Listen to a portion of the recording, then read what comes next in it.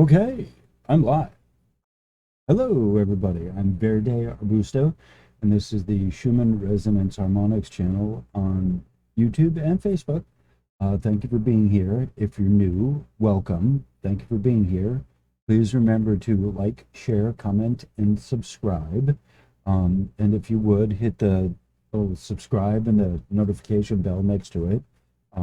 Both of them. They seem to be a tag team. They work together. And that'll give you a better chance of getting the notifications, trust me. Um, and if you've been around for a while, check to make sure you're still subscribed and the bell is still rung. So this is, I'll just get into this. It's 17th of August, 2021 at, actually the next day at 12, actually 18 hours, 118 hours. I keep military time or the 24-hour time. There's more synchronicities that way. All right, so what we're looking at next to my bright and shining face is this is my my website, the Schumann Resonances.com. Make sure you pluralize it. If you don't pluralize it, you get a I don't think it's Russian. It's some Ukrainian whatever site. I don't know, but it's not in English. Resonances.com. I know that because I did that to myself, and I'm like, what the heck happened? Oh no, you forgot the S. It's plural because there was a point I'm making. It's resonances.com. All right, so it's 2 minutes. Hopefully, it's my introduction. All right, so onward and upward. So this is, I'll just say this. I originally found, I was going through looking for something current that I hadn't related to the Schumann resonances that I hadn't already kind of put up. And I was going through my notes and I found this. This was actually originally from, I have it here as the 16th, which is yesterday. But when I did the copy and paste, originally it was for the 1st of August last year. It was the quick introduction here. This was in August of last year. That's when I had made the 5 or 6 videos on, I think it's 5, on the ringing and the rolling. I called the phantom-tinnitus and phantom-vertigo. So in doing the research for that, I had something that I had copy and pasted, and it wasn't relevant at the time. But as I going through it now, I think it's perfectly relevant. It's a year later. August is when a lot of people are using electronics, mostly for air conditioning. But we're also at the point of using a lot of, as I talk about, a lot of domestic electronics. And the ringing and the vertigo is related to the unshielded domestic electronics that I've been talking about. Last year, when I did that series, I was not specific that it is not the Schumann resonances. I was just talking about the principles of piezoelectrics and magnetic induction. And I was thinking it's possible in certain times that it could be, but then as I've thought about it, I just have come to the conclusion that no, it's not the Schumann resonances are not rising. Amplitude spikes do not equal rising resonances. And additionally, if the Schumann resonances were causing the ringing and the vertigo, this is something that would have come up at some point in the history of medicine, of the persistent ringing in people's ears, or you could make the case that we would have tuned it out by now. And let me just say that I can make the case, let's just say I can make this case metaphysically, that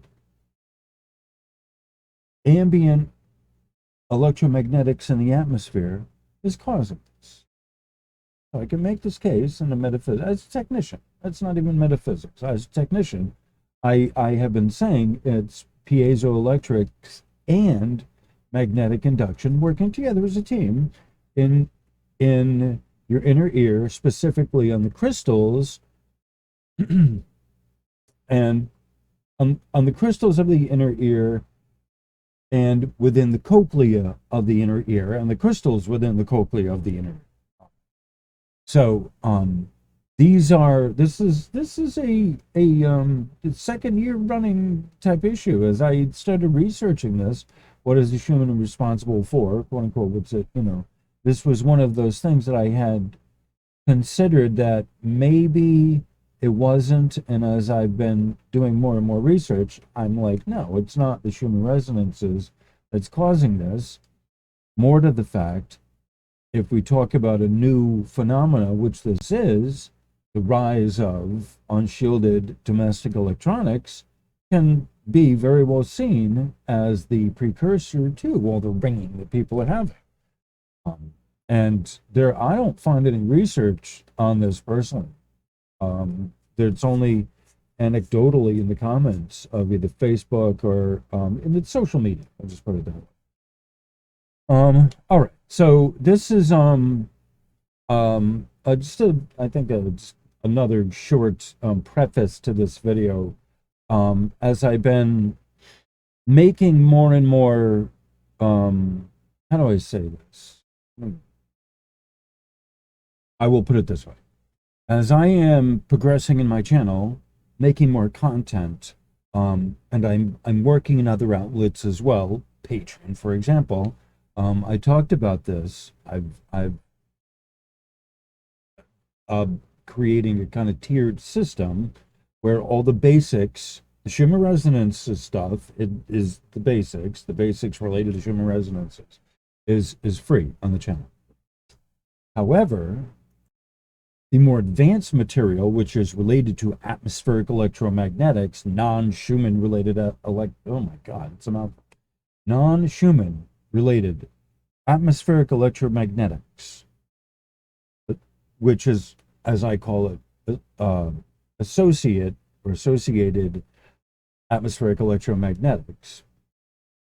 This is, as I've been calling it, it's the bonus material. This is not free material. Anything that's not Schumann related, that is alternate electromagnetics, falls under a different category of a different level of expertise. And so this is something that my guides had explained to me from the very beginning, is you provide all of the Schumann resonance stuff for free, and then the more advanced stuff, which is what some people have actually come over to this channel and the other channels for the purposes of getting answers to their advanced questions. And there's a lot of people that are waking up. Is it due to the ringing that's they're sensing, and that's what's driving them to find out? And then people, through folklore, they hear the ringing is related to the Schumann resonances. I don't know. Or is it that there's just a awakening going on in society, and people are awakening, and I don't know. But it's out there for someone to untangle, or for a few people to untangle, and everyone's get their views and their ideas and perspective on this. So here's my perspective on this. And because I'm putting the advanced stuff like like this here in the Patreon account, where it gets access through Patreon.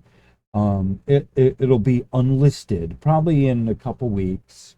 It'll be unlisted. This is one of the most likely at this time. This is the plan.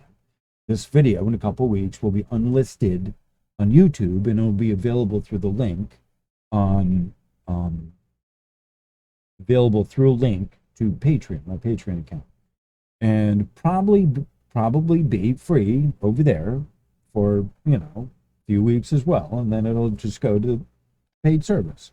And I've talked about this before, that I get a lot of difficult comments from people who are absolutely set in their ways that it's what they believe it is, and people are believing it's the Schumann resonances that are 100% the Schumann resonances that's causing the ringing, and they do not want to address the unshielded domestic, or the domestic electronics, shielded and otherwise. Some of them are shielded, most of them aren't. I don't even know how you, the ones in a metal box are shielded. The rest, if it's, but basically that's how you can tell. And it's usually audio components, audio and video components, computers that are shielded, if they're, because they're shielded internally from the external noise around them. They're not shielded because they're protecting you. Got to understand that? They're shielded because they're shielding the internal components from the residual EMFs and that may be in the atmosphere. Keep that in mind. It just also works that it's probably shielding you as well. But in many cases, the front of the component is actually not metal. That's like maybe copper, but it's plastic, quite often times. And as someone who's ripped a lot of them apart, you know, or had them fall apart, you know, I can offer you that from my personal observations. So again, I guess the point that I was making is, as I get more people over to Patreon, more supporters over there, I've been working over there and putting stuff over there just for my Patreon people as a thank you. I recently got a $100 a month subscriber, Pamela, or no, Liz. No, Pamela has been on there for, I think she's 25 or $30 or whatever it is.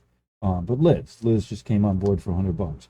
So I use that money. I'm trying to be self-sufficient and get a mobile home so I can get out of this and spend the place I'm in and spend more time working the Schumann Resonances. And as you support me either through PayPal or Patreon or whatever else is there, it allows me to do that. Spend more time talking with you guys, doing live streams, and doing premieres and whatever. If I have to work for this woman doing the property management, I'm worn out and just in a miserable mood, and I just want to just go to sleep and not wake up because you know, it just sucks having to do work for this in this environment. And I would rather be spending whatever energy I have in this limited time that I still have left, right? Time, the clock's ticking. That's why I'm making a video now. Right? I'm waiting. You know, this is happening. This is now. It's go time. Go time, honey. Not just saying that for me, but some of you who are out there know exactly what I'm talking about and know that it's time to pick up your game. So this is one of the things that I'm providing you with as, I don't want to say as armor. I don't want to say as artillery, but, you know, armed with the facts of what's going on relative to your peers who may be clueless on what's happening. And with me, you know, if I'm giving you the facts, I'm also going to give you the very real reality of how to deal with the factual nature of what I'm talking about. And in this case, where I talk about the piezoelectric effect on the inner ear, my first response is, if we're talking about electricity, is ground it. You got to ground it out to somewhere. What are you doing? How are you doing that? And this has always been my main primary number one thrust here with y'all as I'm doing this. That if it's, whether it's the Schumann resonances or whether it's something else, right? Electromagnetics in the atmosphere, and Doesn't, this is what my guides told me, it doesn't matter. We can break it apart. It's not the Schumann resonances. Okay, get that into your head. That's fine. However, you're still coming to me looking for how to deal with it. And this is where we're at. So whether it's the Schumann resonances or not, doesn't matter. It doesn't matter. It doesn't fucking matter. You need to ground yourself. It's that simple. All right?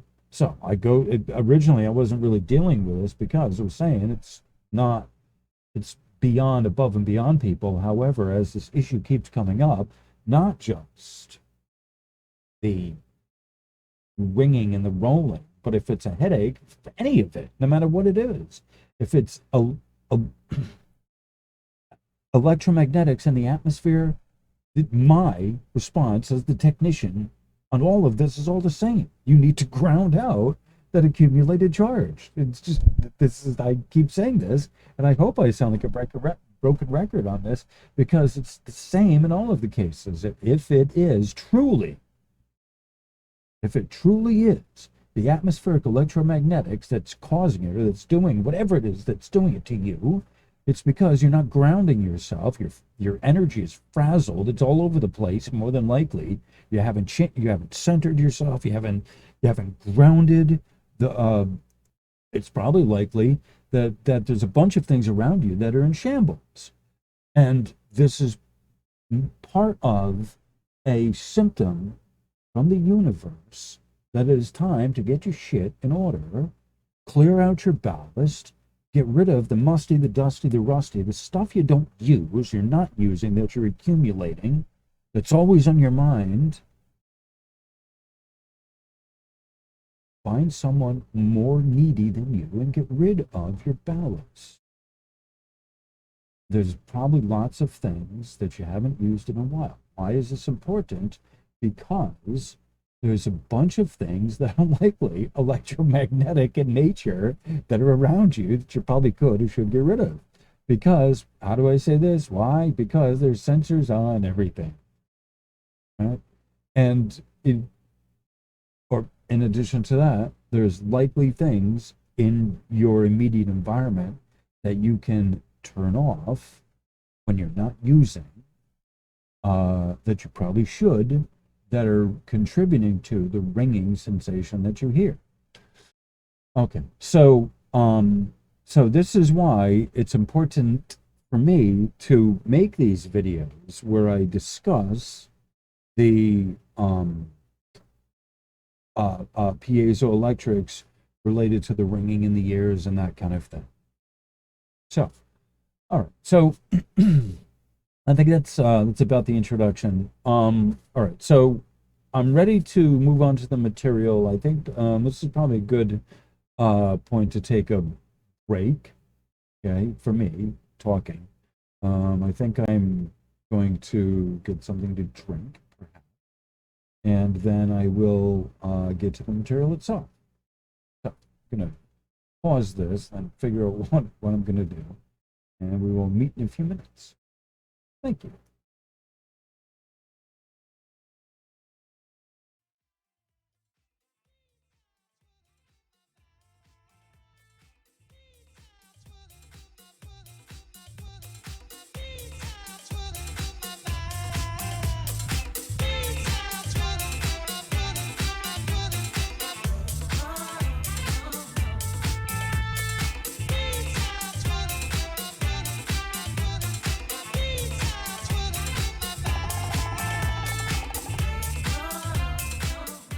Okay, I'm gonna play Smoke Break length song, if you will, and we'll get back. 1919, right? So I'll be back in a few minutes and we'll check in a bit.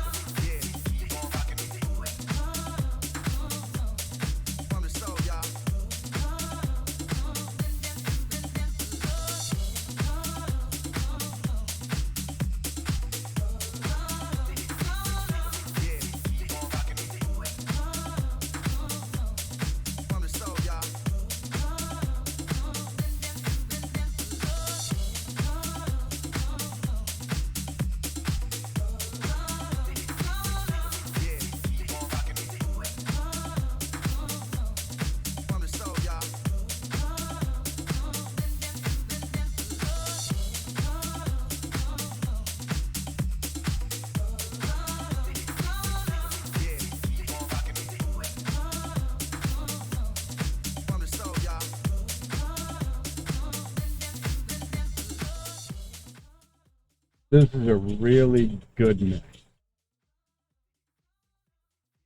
And I am going to pause this. Get me chatting here a bit. All right, so let me turn on my monitor. Okay, I'm back. I'm really back. And I'm a hot mess. I would rather just be out there dancing right now. To tell you the truth. Just like I'm for the rest of my days. Like just like Shiva, Lord Shiva. He dances to keep everything spinning. Do I fancy myself as Lord Shiva? Oh, I'm not going to say. At any rate, onward and upward.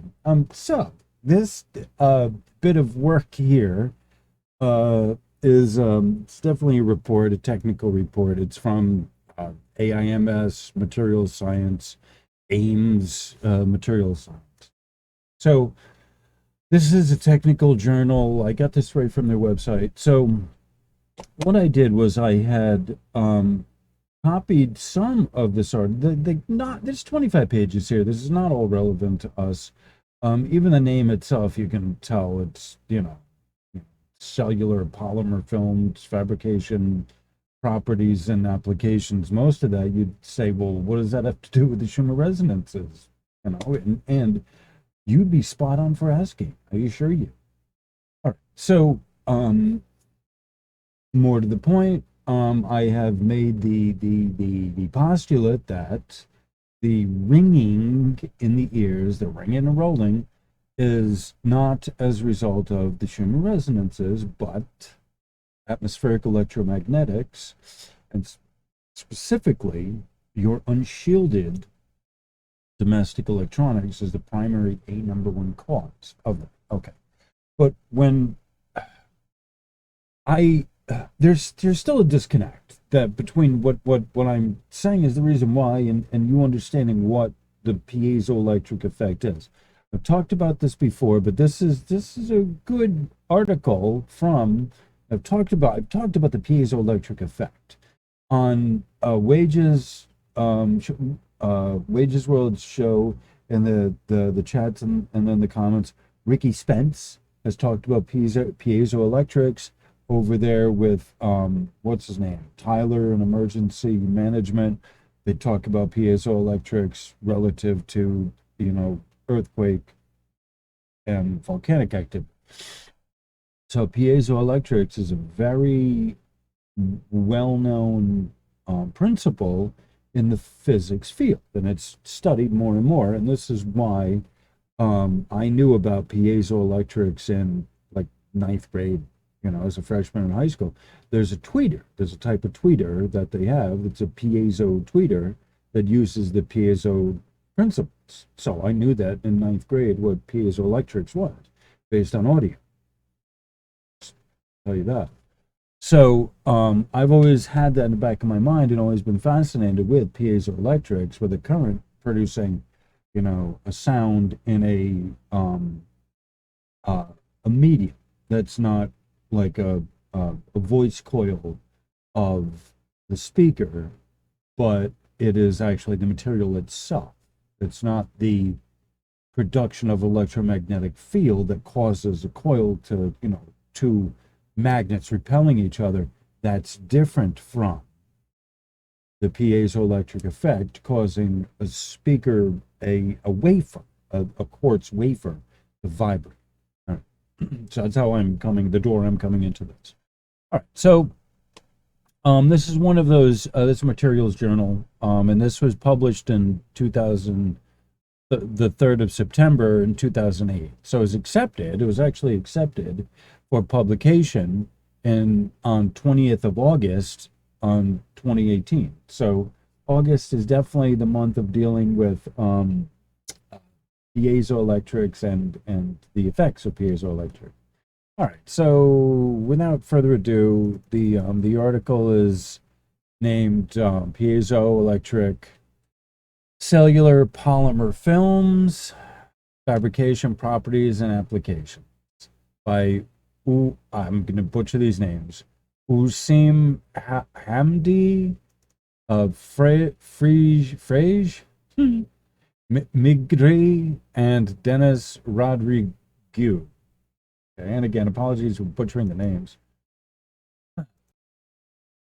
Uh, Department of Chemical Engineering, or a University Laval, Quebec, Canada. Thank you. The correspondence are on to the good part. Okay. Abstract. Piezoelectricity, very good, can be defined as the ability of certain materials to provide mechanical electrical energy conversion.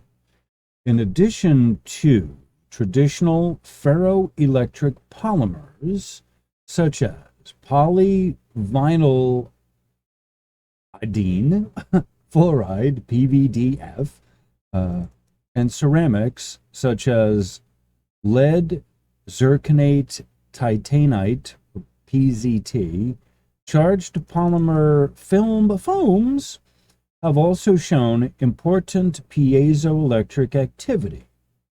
In fact, when cellular polymers are exposed to high electrical fields, positive and negative charges are created on the opposite faces of each cell surface.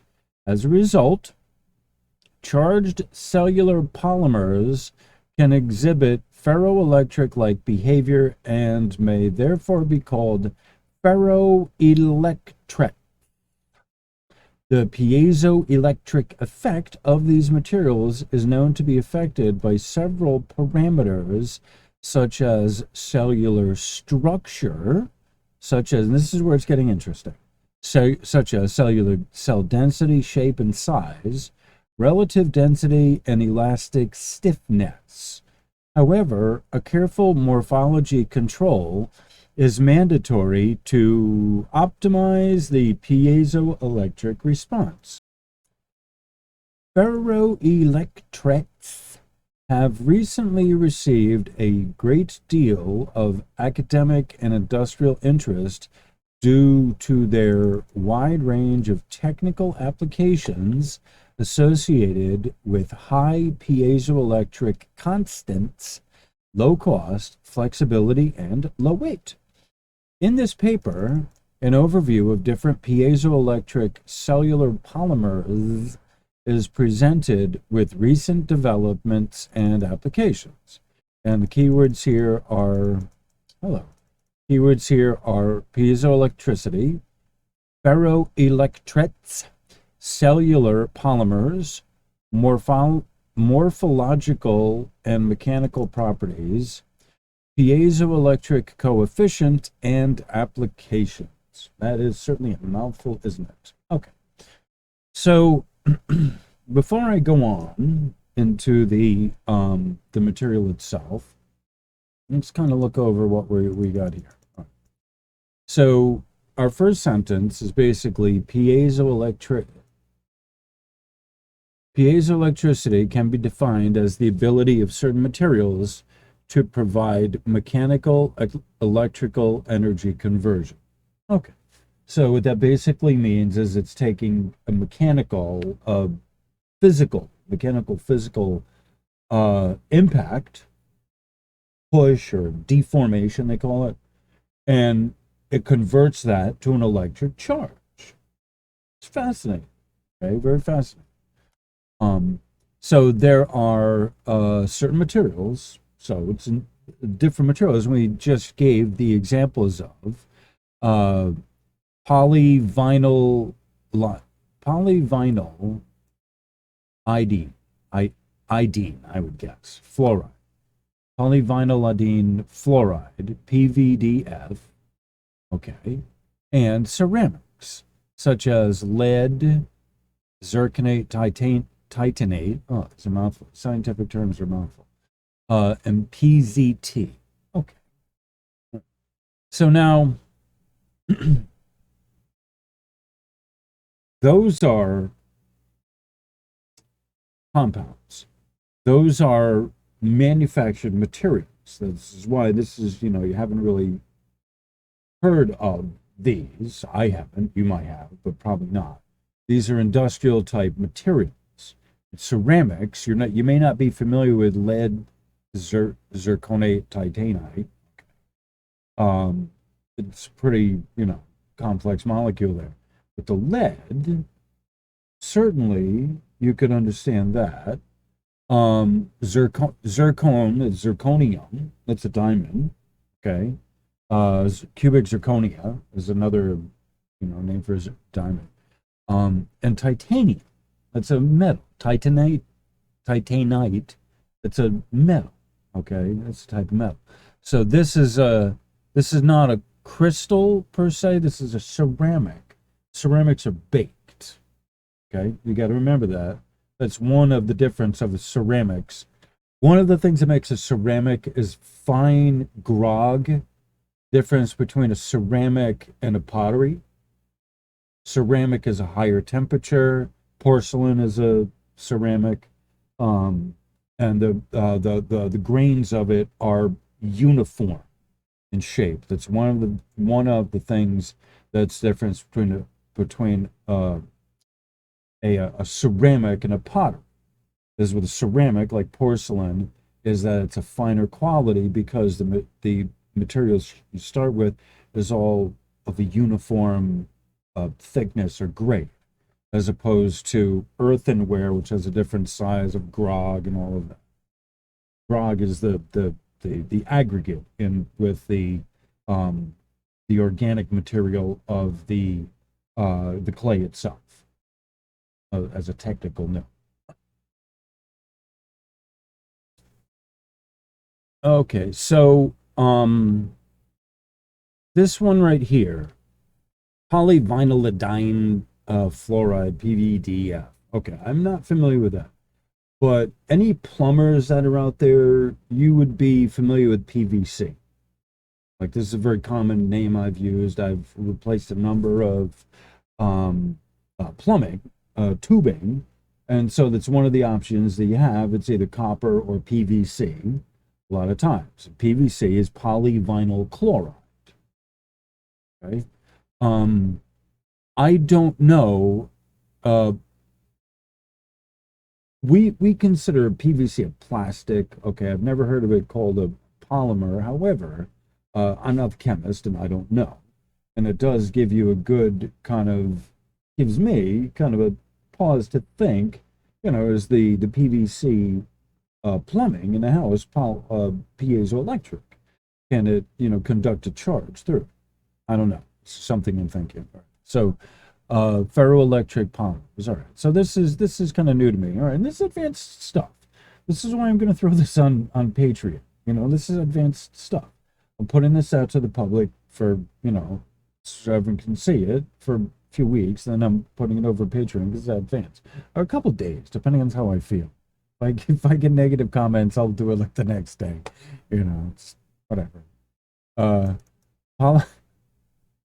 Be nice, center, ground. All right. Polymer film foams. They give an example of this. Obviously, the abstract. In case you didn't know, the abstract is just a brief kind of synopsis of everything that's in the article later on. So they show you the foam film. In fact, cellular polymers are exposed to high electric field. So it's interesting that they say that. So you expose it to the polymer film, you expose it to a high electric field, and it gets polarized, right? With positive and negative charges created on opposite faces of each cell structure. That's fascinating. It's a built-in battery, built-in power source, I guess. It's conserving the power in a way. As a result, charged cellular polymers can exhibit ferroelectric-like behavior and may therefore be called ferroelectrets. All right, okay. The piezoelectric effect of these materials is known to be affected by several parameters. All right, so this is one of the things we're looking at, such as the cellular structure, and that's the density, size, and shape, relative density, and elastic stiffness. So, something to consider with yourself. All right, when we're talking about the crystals of your inner ear, Those are where the name the medical name of those is ololith. So the doctor in ololithologies, whatever, is a person that looks at the little tiny bones of the inner ear. So the crystals that are lining your inner ear are a bone-like structure. And so in classic tinnitus, what happens is those loosen and they fall off. And then that's where you get the ringing and the crackling and all of that from, is because it's knocking around. Those crystals are knocking around in your ear. That's classic tinnitus. Okay. So with the phantom tinnitus, the ones related to the electromagnetics, that's not the case. It's a steady state, or it's a fluctuating state based on the ambient electromagnetics around a person. Okay. Okay. So you're still with me if I haven't lost you yet. Those bones, those inner ear bones, are a lot like the material of your bone structure of your body. It's it's still a bone. It's specialized. That material is specialized for the ear, but it's still the calcium carbonate material, the basic bone material of your bone structure. So like your bones in your body, that density, the bone density, can fluctuate. It can change based on how much calcium you intake, how much carbon you intake, and the things that you also intake that strip your calcium from your body. And there's things that you can and we do take that deplete us of calcium. Because you got to remember, they're combinations of things: calcium chloride, calcium nitrate, whatever you got. That it's not just the calcium itself; it's attached up with a molecule of the other one, and things can attach to the other one, and therefore the calcium as well deplete you of not just the one but the both of them. Just for the record, and that's based on, and a lot of this is based on the chemical bond and the valence shells of what's missing with one, and the other coming in will fill that spot, and there you go, it releases you of whatever. And if you already suffer from a condition of weak bones or whatever, if you take certain things, and I'm not going to get into it, but you're depleting yourself of much needed calcium. But remember, it is the calcium that is the crystalline structure at its core, that's in the bones, that starts resonating at these frequencies, the atmospheric electromagnetic frequencies. So as you are able to improve the density and the quality of your bone, and you are able to add bone mass, and you're able to do things to yourself to strengthen and improve the health of your bones, and your teeth are also calcium. There's a lot of things that are in you that are calcium. And so the condition of the vital energies and the vital oils and keeping hydrated are important to keeping you operating minimal, optimal. And so as you keep hydrated, and you keep the conditions that allow the bones to be flexible and not brittle. Okay, that's part of it as well. The bone structure, they need to be flexible. Kids have flexible bones. From what I understand, it's based on the marrow that's inside of it that provides springing action. And as you get older, that marrow tends to, it's kind of dissolving. I'm not sure what happens to it, but it's part of it's the marrow, and your body's not replenishing it.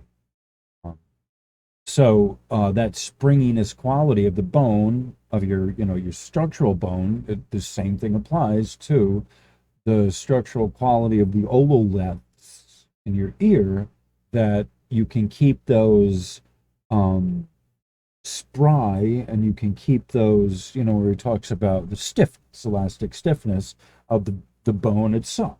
All right. So these are things that we want to look at certain radiations take that away from us. Chemotherapy is one of those radiations that weakens the bone structure. And a lot of this higher, you know what? I'm not going to even go to. However, careful morphology control is mandatory to optimize the piezoelectric response. All right, so morphology control is basically saying that this is a manufacturing. Again, here it's in, fabrication properties. Right? So they're aiming this toward the manufacturers of the polymer films. All right, so when we talk about careful morphology control, they're talking about the size and shape of the film, the material that they're making. Ferroelectric electrets have recently received a good deal of academic and industrial interest due to their wide range of technological applications associated with high piezoelectric constants, low cost, flexibility, and low weight. Some of that's obvious. High piezoelectric constants. Not sure what that really truly means. Okay. Cellular polymers. They're going to show an example. They have examples of cellular polymers down there. So this is our so in all these things, I always read the abstract. Okay. Sometimes I read also the introduction. Depends on how well the first part went, I guess. So this part of the introduction, and then we oftentimes will get into the material itself. All right, so this is where we're going eventually with the, for the record, this was what I extracted for the website and for the a few of the other places, the Patreon post that I put up. Patreon is going to have the full article on here. I have the abbreviated, but now that this video is here, it's going to have the full, all of it as a description for Patreon. So you will be able to read it fully in Patreon and probably on the website. I don't know. I'm doing stuff for the Patreon people because you're going to help me get out of this closet that I'm in, literally. You people who support me. So I am doing stuff for you. I'm answering questions. I love you all, Pamela, Jackie, Jacqueline, and Elizabeth, Liz London. Thank you. All of y'all, you're helping me to believe that someone is getting this. And when I read the great, wonderful comments, thank you. It makes my day. Thank you. And I have great conversations with all of y'all over there. You don't need to have a lot of people to have a lot of fun. Sometimes more people messes it up. So the modeling, I don't know if I'm going to go into the modeling of this. Because there's a lot of, look, not to complain, but look here. I caramba. So, but there's 25 pages. There's got to be a huge long videos worth, even if I'm not reading this. There's a lot of pictures in it.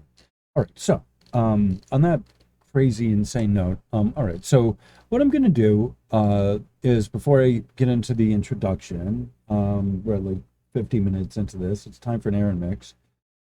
I'll just, I'll run 10 minutes worth of air and mix because it was getting good, and then I'll get into the material because it's probably going to be long and I don't want to drag it out much longer than I need to, but it is time for a smoke break and a coffee break, whatever. So, on that cheery note, let's do DJ. Hold, please.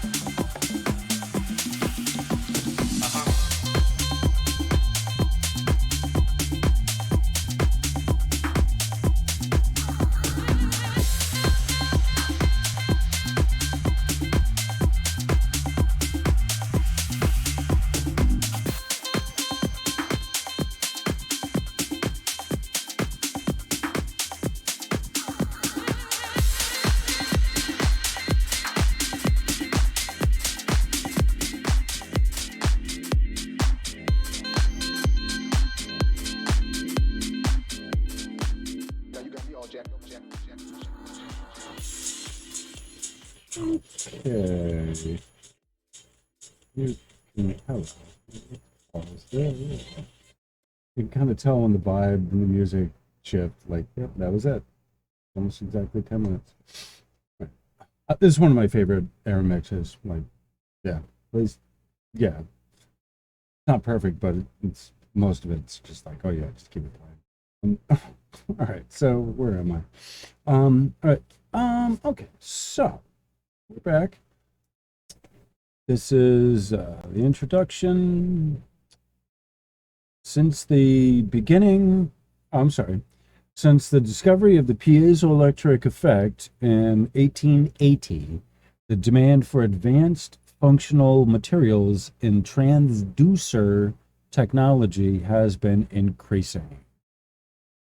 Several applications have emerged because of the growing need for sensors and actuators, biomedical, and they give examples, biomedical transport, communication, robotic, electroacoustic, etc.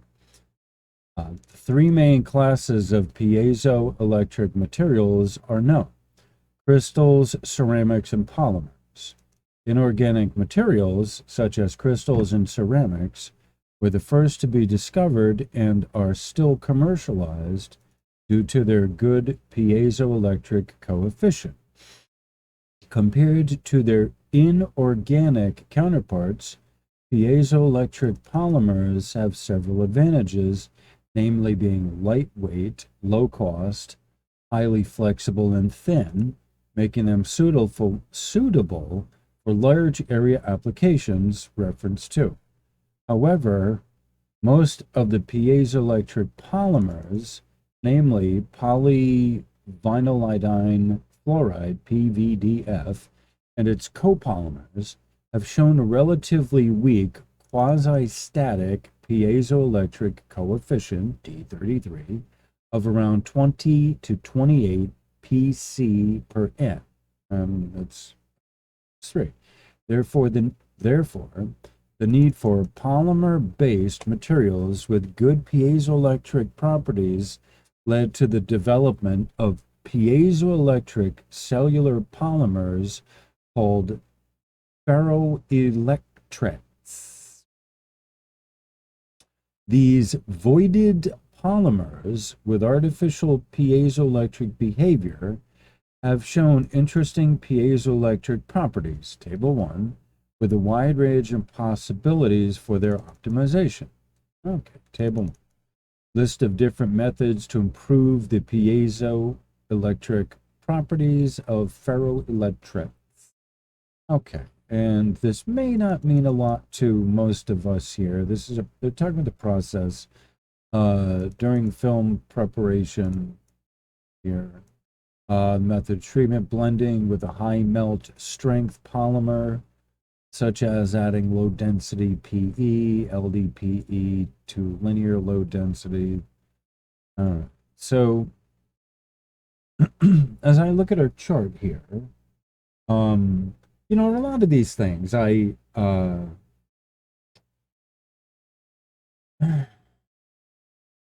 you know, a lot of these things I can look at, I have a sense of what they are, and I can kind of translate them in a general sense, and I can kind of put it in place for you. This is more, again, I started this from the beginning. This is the advanced stuff. So you're looking at what their method and the treatment is, and all these. You have to look at this, and so that's kind of why I got this up here, so you can look at this for yourself. Okay. With or without me kind of chatting on. We talked about, all right, so here's talc, nucleating agents addition, such as talc, calcium carbonate, short carbon fibers. So these are things that they're adding. Nucleate means to help the process, to help kind of catalog. As they're making this, they're growing. They're literally growing. When they talk about cellular, they're growing these voids, the holes in this material. And so you see, and they talk about morphology effect by stronger cell walls. And so these are different things that they're doing to it with the addition of these treatments and the materials to get a different effect on the other side of what they're, what they're looking for: strong strength, flexibility, these different things. And so depending on what they've added, and the temperature and pressure treatment, blending here, blending with a high melt strength polymer, so all the different things that they've done at the different processes, and they have explained what the end result is, or the advantage, the mechanical advantage, or the whatever has happened. All right, so that's what this table is basically showing. This paper is organized as follows. Firstly, definitions are given, and the piezoelectric effect is discussed with a short historical perspective. Then, ferroelectrics and their differences with classical piezoelectric materials, which is ferroelectric materials, are presented.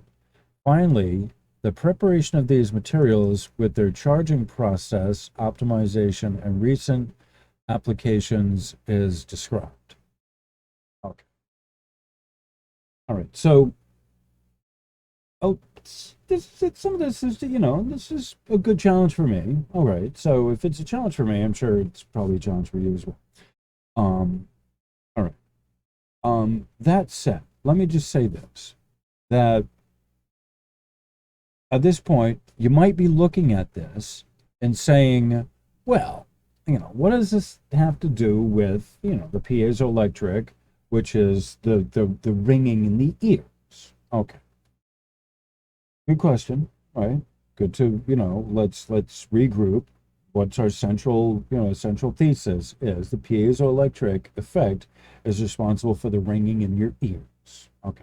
And we've seen up to this point, the introduction, the first part of the introduction, what the piezoelectric effect is, that they've been studying it, that different materials will produce a variant of the piezoelectric effect, depending on what's happening.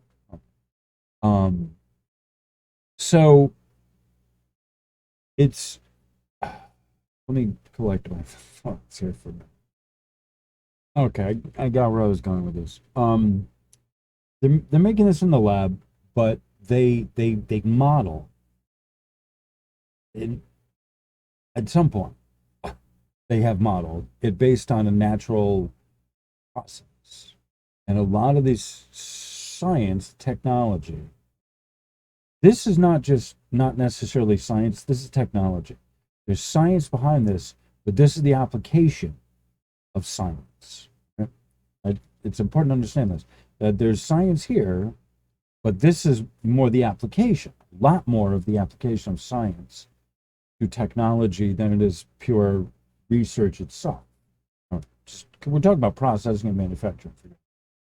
All right, so they base a lot of their understandings on the natural world and the processes around them, and they try to model they try to model the real world forces to get the things that they create in the lab, because they can patent the things from the lab, but they cannot patent the natural things out there in the wilderness. So part of what this is it's the capture of the natural world, and for patenting, so there's a control over the materials on the planet. They crush up the natural materials, burn it, and incinerate it, turn it into a ceramic, and then claim it with a patent and charge people money. And so not only do they rich, they have control of that being a side point. The main point that I was saying is that if you consider how this applies to you and your material structure, knowing that they based a lot of what they created from the natural world. Hopefully that makes sense. that you have to kind of extrapolate. The reason I'm bringing this up is that, you know, they're talking about organic here, inorganic and inorganic materials such as crystals or ceramics, and then they're talking about compared to their inorganic counterparts, piezoelectric polymers have several advantages. So they're talking about the inorganic counterpart is the organic counterpart, and that's what they're growing. That's what they're growing as a living thing almost. So if they're able to get a piezoelectric effect from a living material, such as the polymer, piezoelectric polymer, thank you, then that's when our ears start perking up, because there are polymer, in addition to crystalline structures, your bone, there are polymer structures within your body, and your eyes are a type of a polymer structure. So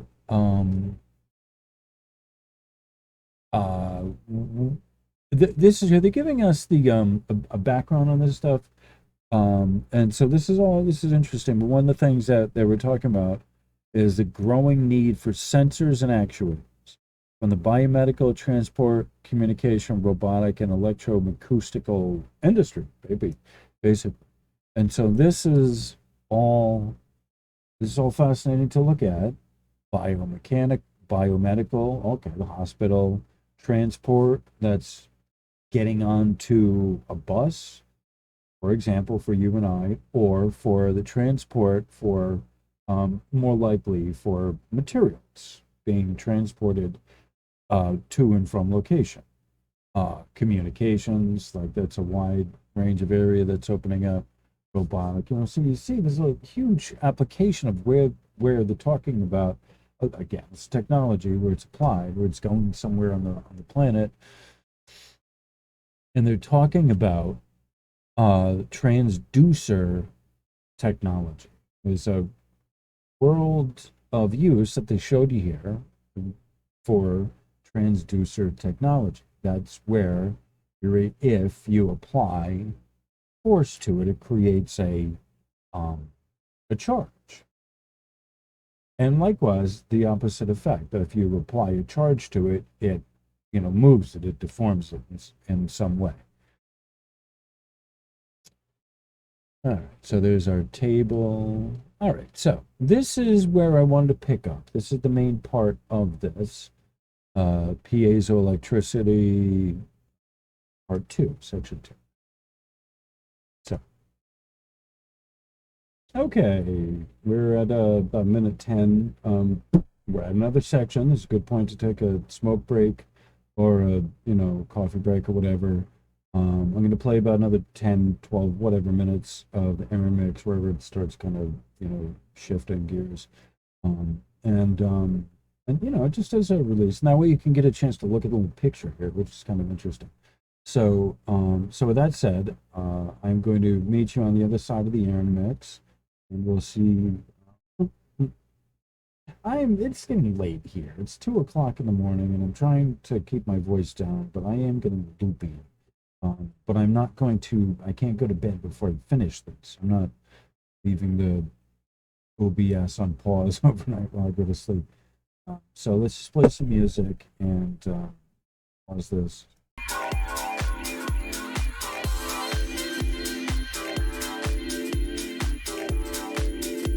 All gentlemen.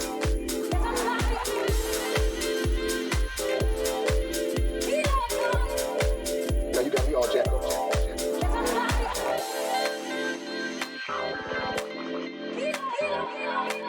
Now you got me all gentlemen.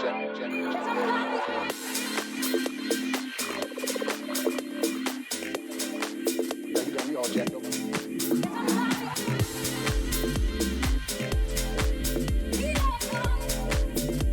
All gentlemen.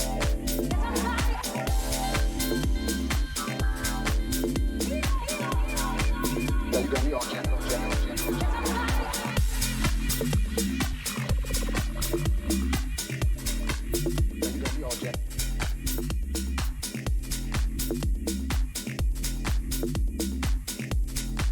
Yeah, you got me all jacked.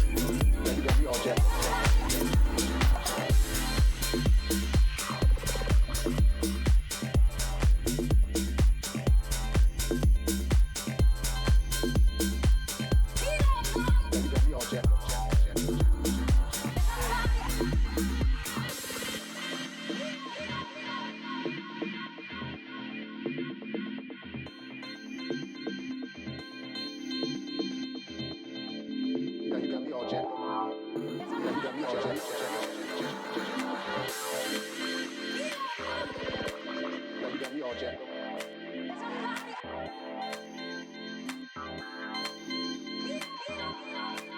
Yeah, you got me all jacked.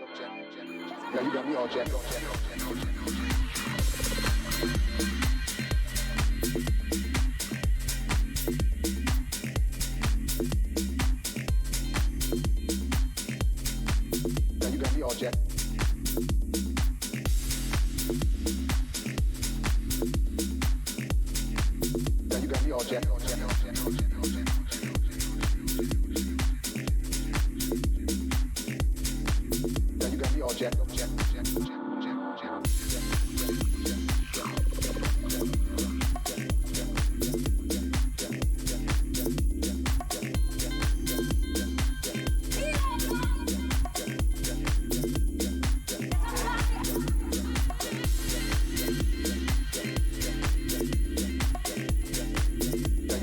jacked up,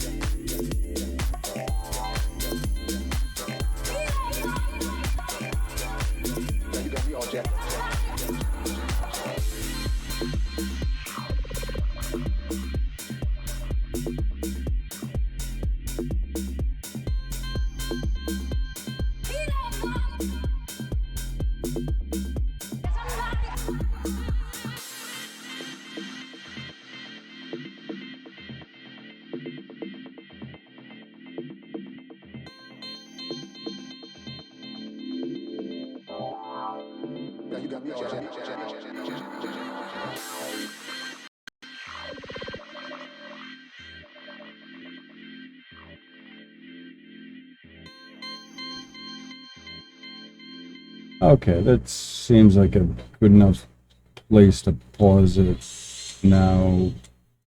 Not stop playing. Stop playing. All right. Hello. All right. Oh my God, it's late. It's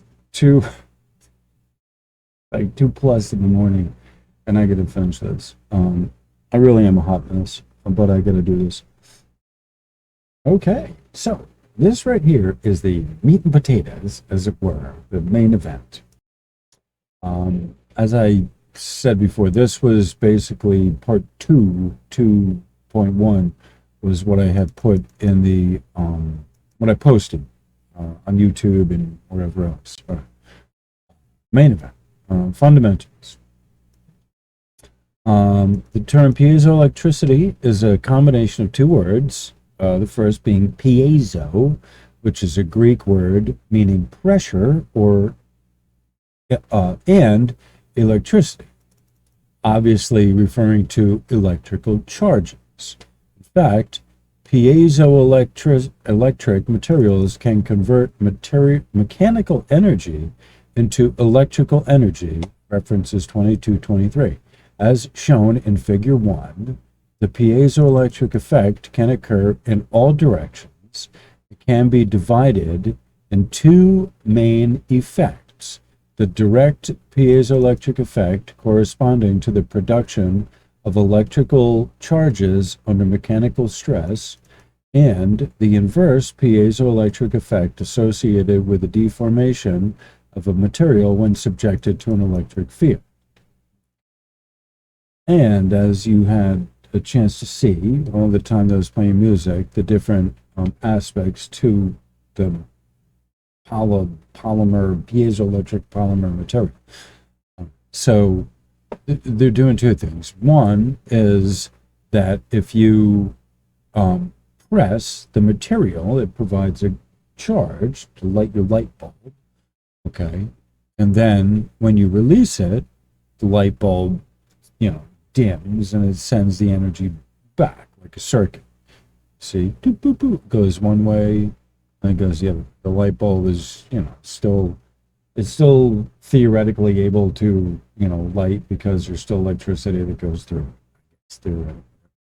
But the battery, they're showing you the charge going one way, positive to the negative, and the other way, the positive is on the bottom. So they're saying that this is a battery, so if you apply a charge one way, it'll expand it. If you apply a charge going the opposite direction, it'll contract it. Okay, so that's basically what that's telling you. All right. So the schematic representation of the piezoelectric effect, direct and reverse of ferroelectrics. Oh, good golly. Ferroelectrics. No, that's the Pontiac Fiero. We're not talking about that. Crystals such as quartz, which is silicon oxide, which is SiO2, were the first piezoelectric materials discovered around 1880. Their piezoelectric electricity comes from the displacement of atoms in their unit cells.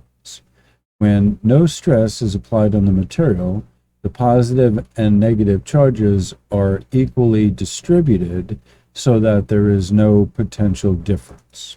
However, when a deformation is applied, the barycenters of the positive and negative charges are separated, hence a change in the electric dipole moment occurs. The charges no longer cancel each other out, and a potential difference exists. Ferroelectrics constitute another piezoelectric family and represent the largest number of piezoelectric materials. That's reference 26. Their piezoelectric activity manifests itself as a result of external polarization. In fact, ferroelectrics are materials having a spontaneous electric polarization below their ferroelectric Curie temperature. The abbreviation is T little c. At temperatures below Tc, the crystals are nonpolar and no longer ferroelectric, thus behaving like normal dielectrics. On the other hand, the polarization ferroelectrics can be reoriented by the application of an external electric field.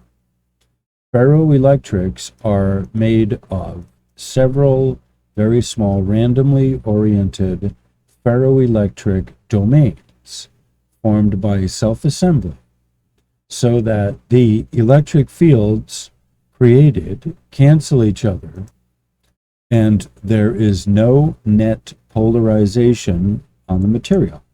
Each domain contains some polarized crystals in the same direction, and every domain is separated from others by domain walls. The internal dipoles are reoriented by the application of external electric field, leaving a remnant polarization after field removal, and that's reference 26 to 28. This remnant polarization, electric dipoles, also changes when a stress is applied, leading to piezoelectricity. The most well-known ferroelectric materials are ceramics such as PZT. Some polymers have also shown ferroelectric properties due to their polar structure containing molecular dipoles.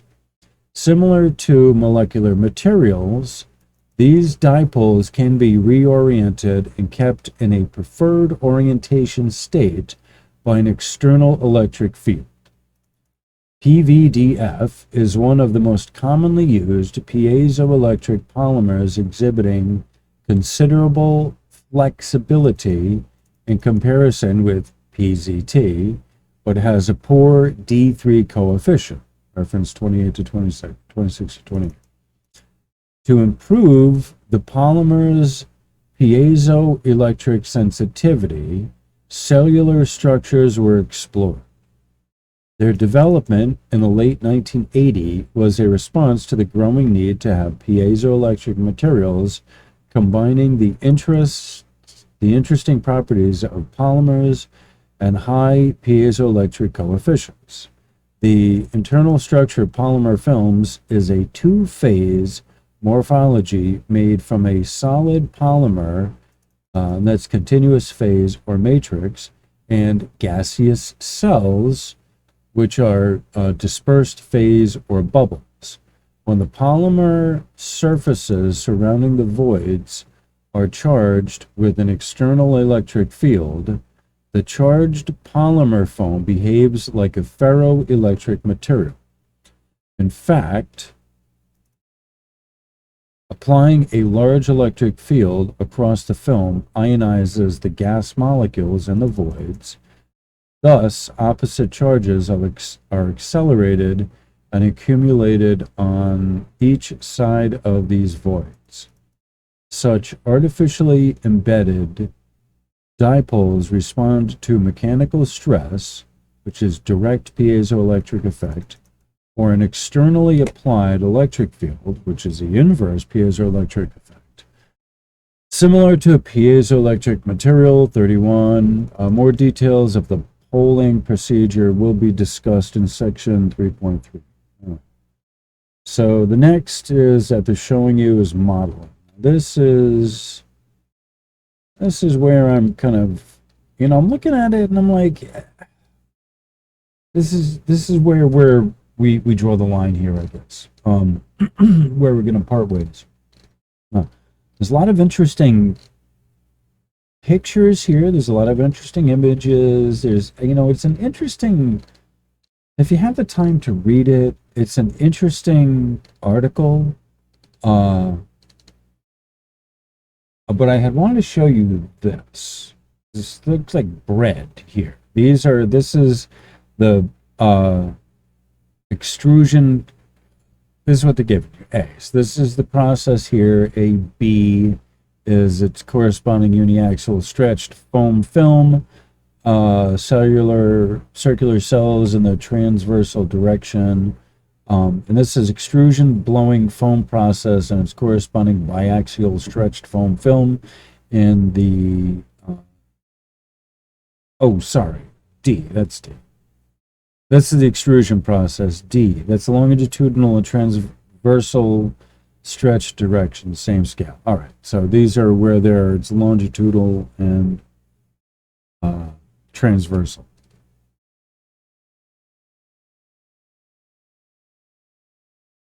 All right, so this is where they show you where they put a charge on it. All right, so there's a lot of interesting stuff here, but it's beyond me, quite honestly. And I think at 1 hour 30, I think this is a long enough video. So what I might do is take this out as the and put that in as the thumbnail. I think I'm looking at that. I don't know. Anyway, it's a better picture than the Schumann data. Anyway, all right. So that's enough for me, and I think I'm gonna play some music out of here. And I'm just beat. I gotta go to sleep.